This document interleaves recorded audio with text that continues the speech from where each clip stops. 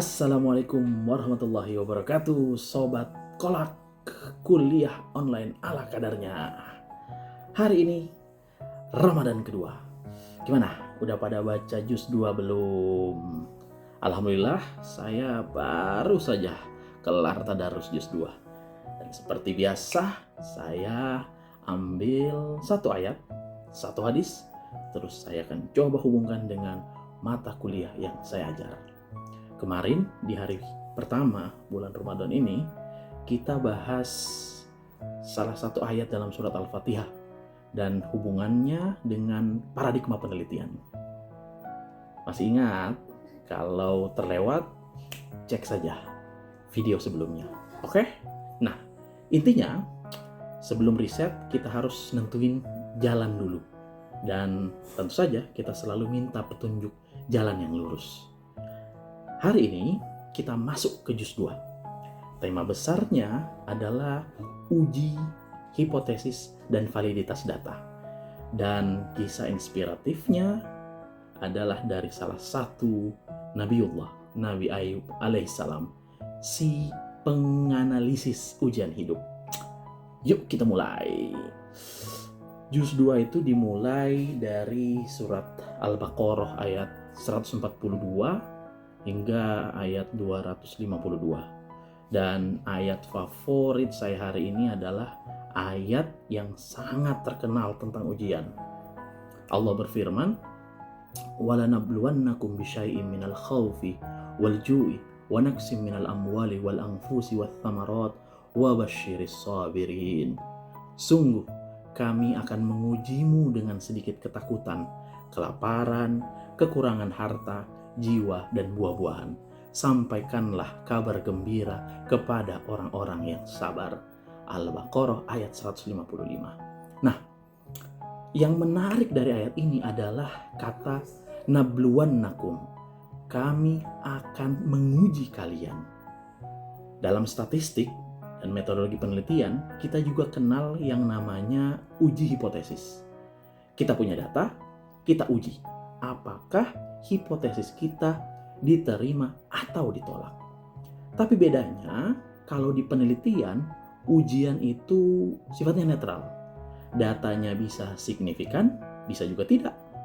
Kalau di hidup, ujian itu selalu punya tujuan. Apa itu?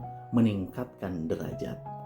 Ayat ini mengajarkan kepada kita ujian itu adalah data. Hasilnya, buat yang sabar, ujian jadi kabar gembira. Ini kurang lebih mirip konsep p-value dalam statistik. Kadang hasil signifikan, kadang juga tidak. Yang penting prosesnya benar.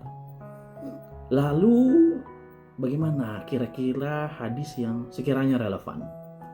Hadis pilihan hari ini adalah hadis dari Imam Muslim tentang cara pandang orang beriman terhadap ujian. Sebagaimana diriwayatkan, ajabali amril mu'min inna amarahu kullahu khair wa laysa dzaka li ahadin illa lil mu'min in asabathu syarra syakara fakana khairan lah wa in asabathu dharra sabara fakana khairan lah. Sungguh menakjubkan urusan orang-orang mukmin. Semua urusannya baik baginya. Jika mendapat nikmat, bersyukur. Itu baik. Jika ditimpa musibah, ia bersabar. Itu pun baik. Hadis riwayat Muslim. Nah, ini konsep semua data adalah baik dalam statistik. Dalam penelitian, kita terkadang sering kecewa kalau hipotesis kita itu ditolak.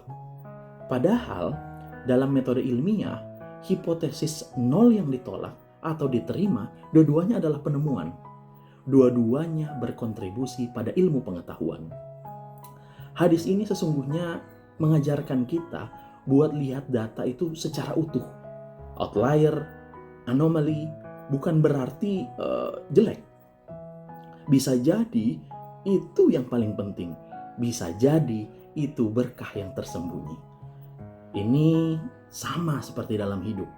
Kegagalan, kesulitan, ujian, itu semua bisa jadi kabar gembira kalau kita sabar dan mengambil hikmah. Nah, ngomongin ujian dan kesabaran, saya kira kurang afdol kalau kita tidak mengingat kisah dari Nabi Ayub alaihissalam. Beliau itu kalau diibaratkan adalah juara dunia dalam kategori kesabaran menghadapi ujian. Coba bayangkan, beliau sakit kulit yang parah sampai bertahun-tahun. Hartanya habis, anak-anaknya pergi, bahkan ditinggal oleh teman-temannya. Tapi yang bikin saya secara pribadi kagum, Nabi Ayub nggak cuma sabar dalam arti pasrah. Beliau itu aktif. Beliau tetap berusaha, tetap berdoa, dan tetap menganalisis situasi.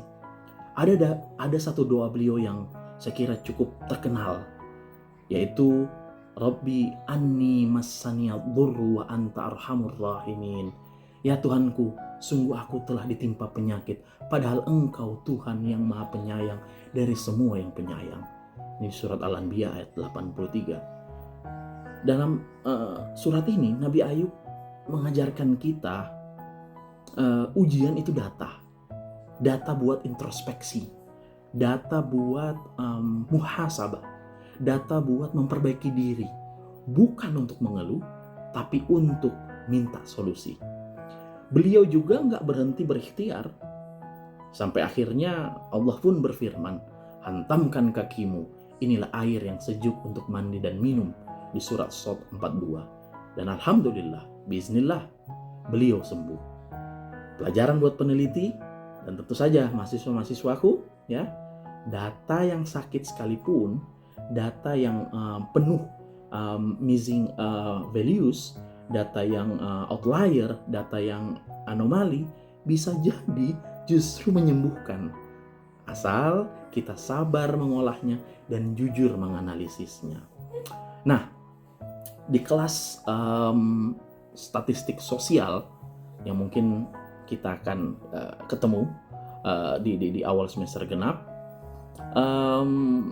saya mungkin akan menyampaikan kepada mahasiswa yang terkadang ini mahasiswa ya dalam prosesnya belajar ini panik ketika mendapati hipotesisnya ditolak. Sebelum-sebelumnya banyak yang bertanya, Bang, hipotesis saya ditolak, gimana dong? Gak lulus ujian?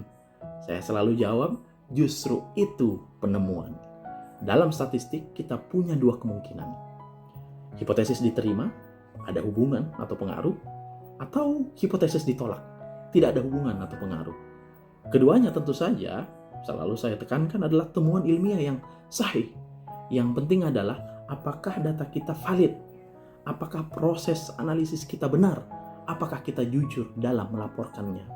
Nah, ayat 155 Al-Baqarah itu mengajarkan kita jika ujian itu pasti datang.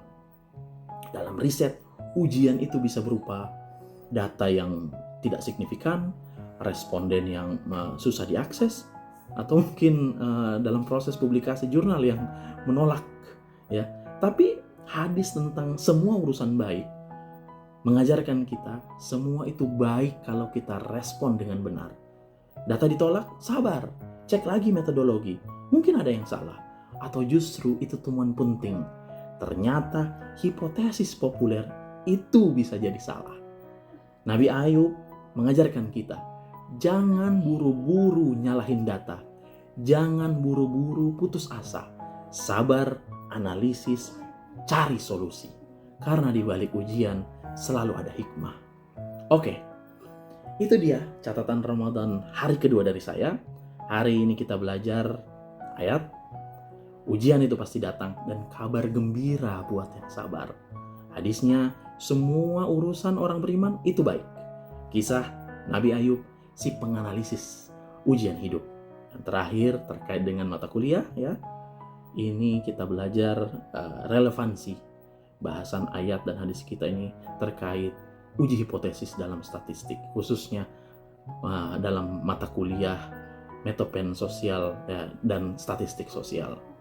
Besok insya Allah kita akan lanjut ke juz 3. Tentang apa?